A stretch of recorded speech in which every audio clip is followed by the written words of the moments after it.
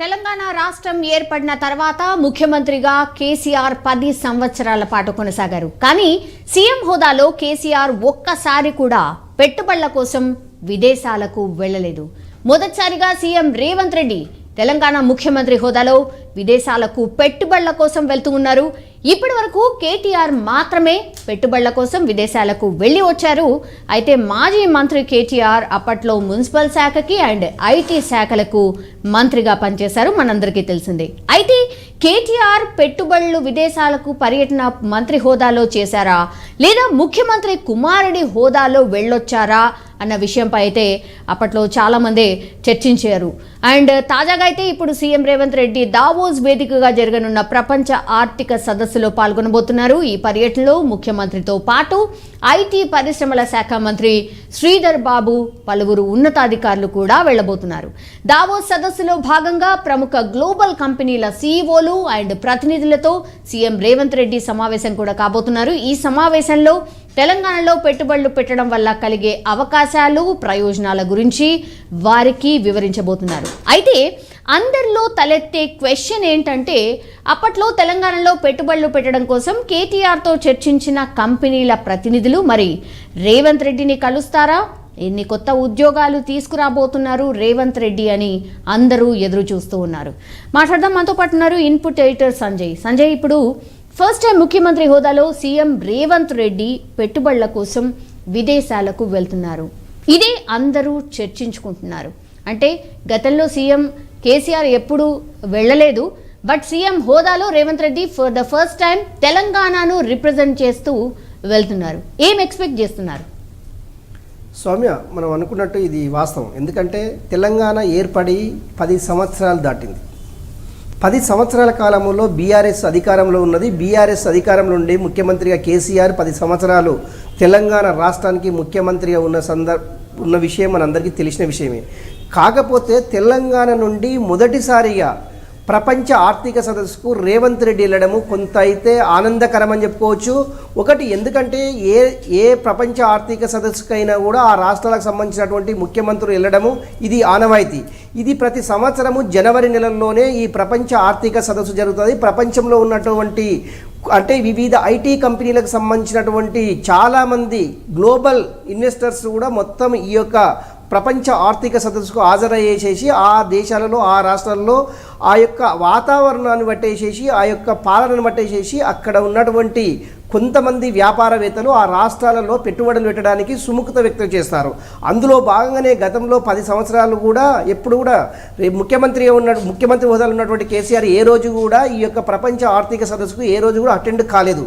కాకపోతే ఐటీ శాఖ మంత్రిగా ఉన్నటువంటి తన తనయుడు కేటీఆర్ మాత్రమే హాజరయ్యేవాడు. కాకపోతే ఇప్పుడు కాంగ్రెస్ పార్టీ అధికారంలోకి వచ్చిన తర్వాత ముఖ్యమంత్రి హోదాలలో తొలిసారిగా ప్రపంచ ఆర్థిక సదస్సుకు రేవంత్ రెడ్డి వెళ్తున్నారు. రేవంత్ రెడ్డితో పాటు ఐటీ శాఖ మంత్రి ఉన్నటువంటి శ్రీధర్ బాబు, అదేవిధంగా ఒక 4 కార్యదర్శులు కూడా ఈ మంత్రులతో పాటు ముఖ్యమంత్రితో పాటు వెళ్ళడం జరుగుతుంది. మొత్తం మీద ఈ 10 రోజుల పర్యటనలో చాలా విషయాలను ఈ రేవంత్ రెడ్డి కొన్ని ఎక్స్పెక్టేషన్ చేసే అవకాశం ఉంది.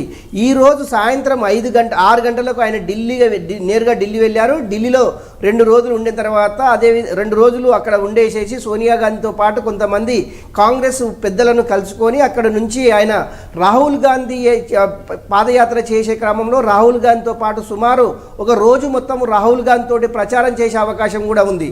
ఆ తర్వాత 14 నైట్ ఆయన స్విట్జర్లాండ్ దావోస్కు వెళ్ళేసేసి అక్కడ ఆర్థిక సదస్సుకు పాల్గొని తెలంగాణ రాష్ట్ర తరపున రేవంత్ రెడ్డి అక్కడ పాల్గొనేసి రాష్ట్రానికి పెట్టుబడులు పెట్టవలసిందిగా చాలామంది ప్రముఖ ఆర్థిక వ్యాపారస్తులని కావచ్చు, అదేవిధంగా కార్పొరేట్ సంస్థలని కావచ్చు రేవంత్ రెడ్డి కోరే అవకాశం ఉంది. ఎందుకంటే రేవంత్ రెడ్డి ఇప్పటికే అంటే ఆయన ప్రతిపక్ష నేతగా ఉన్నప్పుడు కావచ్చు, ఆయన ఎంపీగా ఉన్నాడు. చాలా సందర్భాల్లో ఆయన అమెరికాలో ఆయన పర్యటించాడు, వివిధ దేశాల్లో కూడా పర్యటించారు. ఈయనకున్నటువంటి సత్సంబాలతోటి ఈ వ్యాపారవేత్తలను కలిసేసి అక్కడ కార్పొరేట్ సంస్థల నుంచి తెలంగాణలో ముఖ్యంగా తెలంగాణ ఇంటర్నేషనల్ ఎయిర్పోర్ట్ సరౌండింగ్లో రాజధానిలో ఉన్నటువంటి వివిధ అంటే ఇప్పటికే కొన్ని వ్యాపారాలు హైదరాబాద్కు రావడం జరిగింది. అందులో భాగంగా కొత్త వారిని కూడా ఆహ్వానించేసేసి వారికి కావాల్సినటువంటి వసతులను కల్పించడానికి తెలంగాణ ప్రభుత్వం అనుకూలంగా ఉంటుందనేసి ఈ ఆర్థిక సదస్సుల్లో ఆయన చాలా స్పష్టంగా వారిని అంటే నమ్మకం కలిగించే విధంగా వారి యొక్క కార్పొరేటివ్ వ్యవస్థలని రేవంత్ రెడ్డి వాళ్ళతోటి డిస్కషన్ చేసి రాష్ట్రము ఎలాంటి రాయితీలు ఇవ్వబోతుంది, వాళ్ళకి ఎలాంటి ట్యాక్స్ అది అంటే మినహాయింపు చేయబోతుందని ఇవన్నిటినీ కులంకుశంగా చర్చించేసేసి ఎందుకంటే కొంత ఎంఓయూలు కుదుర్చుకునే అవకాశం కూడా లేకపోలేదు. ఎందుకంటే గతంలో కేటీఆర్తోనే అది ఐటీ కార్యదర్శిగా పనిచేసినటువంటి జయేష్ రంజన్కు దీనిపైన పూర్తి అవగాహన ఉంది. ఎందుకంటే 10 సంవత్సరాల కాదు ప్రతి సంవత్సరమైన జనవరి నెలలో పోవడము అంటే ఓన్లీ ప్రపంచ ఆర్థిక సదస్సుకే కాదు చాలా సదస్సులకు సంబంధించినటువంటి కేటీఆర్ వెంటనే 24/7 లాగా జయేష్ రంజన్ ఉండేవాడు. ఇప్పుడు ముఖ్యమంత్రి జయేష్ రంజన్ కూడా వెళ్తుండు కనుక వీటన్నిటిపైన ఇంకా కులంకుశ అంటే అప్పుడున్నటువంటి పారిశ్రామికవేత్తలు కావచ్చు, ఇప్పుడు కలవబోయేటటువంటి పారిశ్రామికవేత్తలకి కలవడము చాలా ఈజీ కనుకనే జయేష్ రంజన్ని అదే స్థానంలో ఉంచుకొని అదే హోదాలో ఉంచుకొని ఇప్పుడు ముఖ్యమంత్రితో పాటు తీసుకెళ్లడం జరుగుతుంది. ఇందులో భాగంగా ఏంటంటే వ్యాపారాలు పెట్టుబడులు పెట్టడానికి ఈజీ ఉంటుందనే ఉద్దేశంతో రేవంత్ రెడ్డి ఈ ప్రపంచ ఆర్థిక సదస్సుకు వెళ్తున్నారని చెప్పుకోవచ్చు. సౌమ్య. ఎస్ సంజయ్, డెఫినెట్లీ అంటే కంపారిజన్ అయితే చేయబోతున్నారు. ఎందుకంటే అందరు కూడా ప్రజలు కూడా కంపారిజన్ చేస్తారు కాబట్టి గత ప్రభుత్వంలో పెట్టుబడులు ఎన్ని వచ్చాయి, ఎట్లాంటి కంపెనీస్ వచ్చాయి, ఇప్పుడు రేవంత్ రెడ్డి వెళ్ళిన తర్వాత ఎట్లాంటి కంపెనీస్ రాబోతున్నాయి, పెట్టుబడులు ఎట్లా రాబోతున్నాయి అండ్ ఉద్యోగాల కల్పన దీనిపైన అయితే మాటల యుద్ధమే నడిచింది. మనందరికీ తెలుసు. వెళ్ళి వస్తాడు, ఎంజాయ్ చేస్తారు, అంతేగాని ఎన్ని ఉద్యోగాలు తెచ్చిందంటే ఎప్పుడు ఆన్సర్ చెప్పలేదు అన్నటువంటి విమర్శ చాలా మటుకి కాంగ్రెసే కాదు మిగతా ప్రతిపక్షాలు కూడా చేసిన సందర్భాలు ఉన్నాయి. సో ఇప్పుడు అందరూ ఎదురు చూస్తారు, మరి వీళ్ళే కదా అప్పట్లో ఆరోపణలు చేసిన వాళ్ళు, మరి ఇప్పుడు ఎంత ఫోకస్డ్గా ఉద్యోగాల కల్పనపై ఉండబోతోంది రేవంత్ రెడ్డి సర్కార్? స్వామి, ఉద్యోగ అవకాశాల కల్పన అనేది అంత ఈజీ ప్రాసెస్ కాదు. ఎందుకంటే విదేశీయులు మన రాష్ట్రంలో పెట్టుబడులు పెట్టాలి, దాన్ని సక్సెస్ చేయాలి, దాని ప్రాసెస్ చాలా టైం బాండ్. అది ఒక 1 ఇయర్లోనో 2 ఇయర్స్లోనో 3 ఇయర్స్లోనే ప్రపోజల్ కాదు.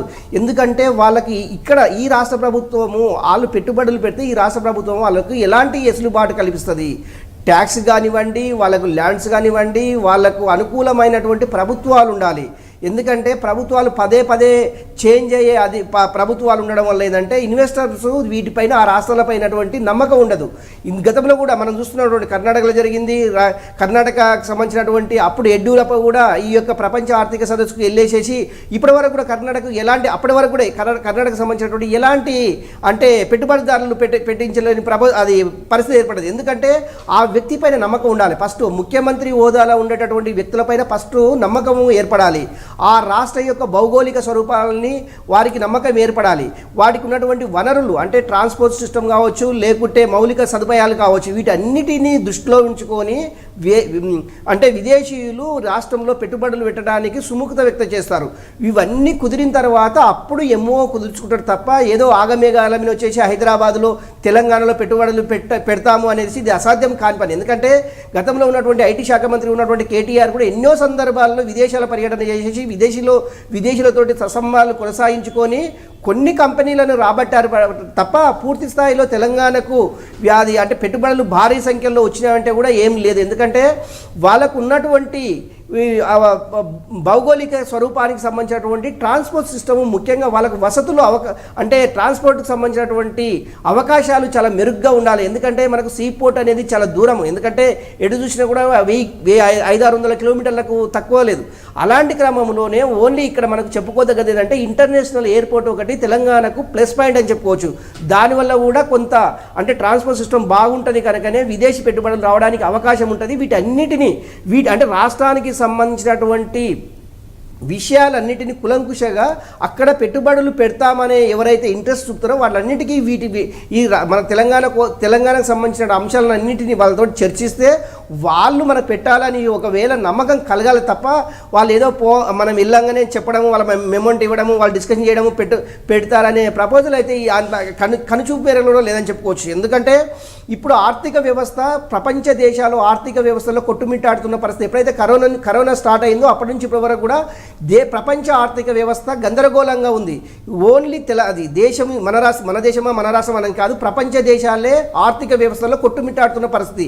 అలాంటి క్రమంలోనే తెలంగాణకు పెట్టుబడులు రాబట్టడం అంత ఈ ఆశమైన అది అంత ఈజీ కాదని చెప్పుకోవచ్చు. అందులో భాగంగా ఇప్పుడు రేపు 15వ డేట్ నాడు రేవంత్ రెడ్డి ప్రపంచ ఆర్థిక సదస్సులో ఏం ప్రసంగిస్తారు, ప్రపంచ దేశాల్లో వచ్చినటువంటి ఆర్థికవేత్తలను ఏ విధంగా ఆయన మోటివేట్ చేయగలుగుతాడు, ఆయన అసలు తెలంగాణ మోటో అయ్యింది, ఇవన్నీ వాళ్ళు కులంకషంగా చర్చించిన తర్వాతనే పెట్టుబడులకు సంబంధించిన అంశము చర్చకు వచ్చే అవకాశం ఉంది.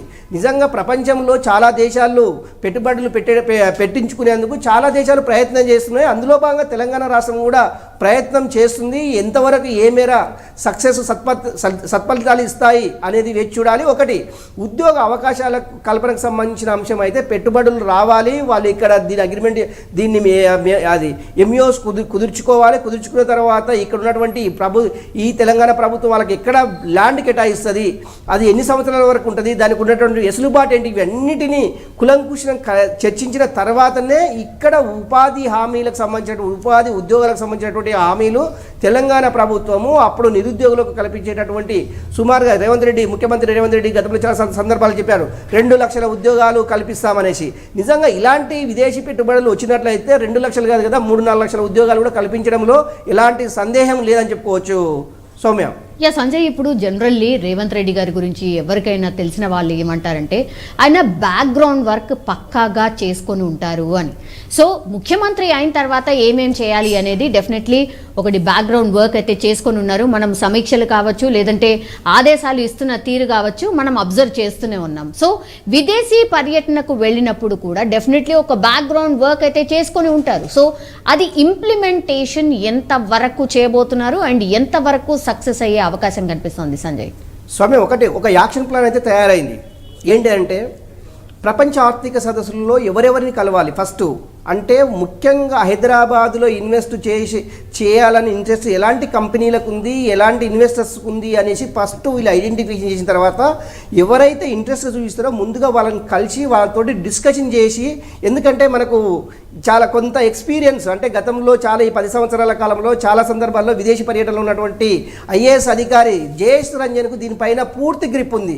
అందులో భాగంగానే రేపు ముఖ్యమంత్రి వెళ్ళేటటువంటి వ్యక్తుల్లో జయేష్ రంజన్ కూడా ఒక పర్సన్ కనుక రేపు పెట్టుబడిదారులతో మాట్లాడడానికి కానీ వాళ్ళతో డిస్కషన్ చేసే విషయం ఏదైనా ఉంది అంటే ఈ కొద్దిగా ఈజీ అయ్యే అవకాశం ఉంది. ఇంకొకటి ఏంటంటే రేవంత్ రెడ్డికి ఇప్పటికీ విదేశాల్లో చాలా సందర్భాల్లో ఆయన చాలా ప్రోగ్రాంలలో పార్టిసిపేట్ చేయడం జరిగింది. ఆయన ప్రతిపక్ష నేత ఉన్నటువంటి చాలా కంట్రీలలో పార్టిసిపేట్ చేయడం జరిగింది. ఈయనకు చాలా అంటే ఇన్వెస్టర్లతో పెట్టుబడిదారీ వ్యవస్థలతోటి రేవంత్ రెడ్డికి ఉన్నటువంటి పరిచయాలు చాలా అమోఘం అని చెప్పుకోవచ్చు. అందులో భాగంగానే విదేశీ పెట్టుబడులు తెలంగాణకు రాబట్టుకోవడానికి రేవంత్ రెడ్డి కృషి ఫలిస్తుందనేసి మనం అనుకోవచ్చు. ఎందుకంటే రేవంత్ రెడ్డికి ఉన్నటువంటి యాక్సెస్ అలాంటిది. ఎందుకంటే అమెరికా, ఆస్ట్రేలియా, స్విట్జర్లాండ్, బ్రిటన్ ఇలాంటి అంటే పెద్ద పెద్ద దేశాలకు సంబంధించినటువంటి పారిశ్రామికవేత్తలు కావచ్చు, అదేవిధంగా కార్పొరేట్ సంస్థలకు సంబంధించినటువంటి సీఓలు కావచ్చు, ఎవరేమైనా ఇవి రేవంత్ రెడ్డికి చాలా దగ్గర సంబంధాలు ఉంటాయి అనేసి చాలా సందర్భాల్లో మనం చెప్పుకున్నటువంటి అంశం.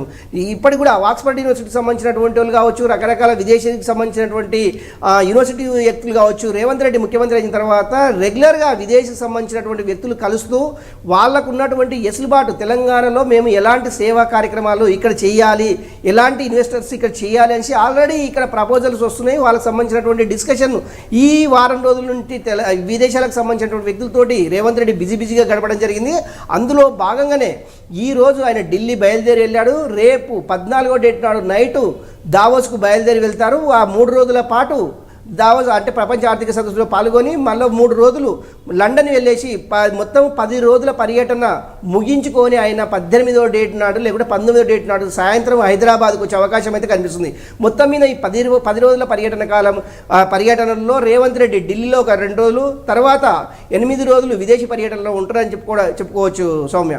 Yes, all right Sanjay. మొత్తం మీద అది సీఎం హోదాలో కేసీఆర్ ఒక్కసారి కూడా పెట్టుబడుల కోసం విదేశాలకు వెళ్లలేదు. మొదటిసారిగా సీఎం రేవంత్ రెడ్డి తెలంగాణ ముఖ్యమంత్రి హోదాలో విదేశాలకు పెట్టుబడుల కోసం వెళ్తున్నారు. ఇప్పుడు ఇదే ఆసక్తి కలిగిస్తోంది. సో ఎంతమంది పెట్టుబడిదారులని ఆకర్షించబోతున్నారు, ఎన్ని పెట్టుబడులు తీసుకురాబోతున్నారు, ఎన్ని ఉద్యోగాల కల్పన కొత్తగా జరగబోతోంది, ఇదే అందరూ కూడా ఎదురు చూస్తున్నటువంటి అంశం. సో ఆయన ఒక్కసారి విదేశీ పర్యటన ముగించుకొని వచ్చిన తర్వాత ఒక క్లారిటీ వచ్చే అవకాశం అయితే కనిపిస్తోంది.